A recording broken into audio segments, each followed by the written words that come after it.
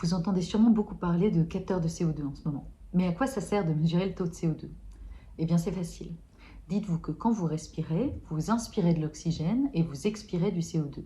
Donc, mesurer le taux de CO2 dans une pièce, ça permet globalement de savoir le pourcentage d'air qui est dans cette pièce qui a déjà été expiré par quelqu'un d'autre.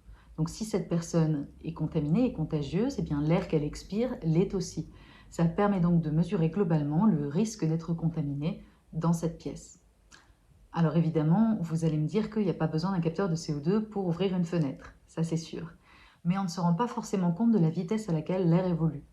Souvenez-vous, avant le Covid, de l'odeur quand vous rentriez dans une salle de réunion dans laquelle il y avait eu 2 ou 3 heures de réunion avec plusieurs personnes.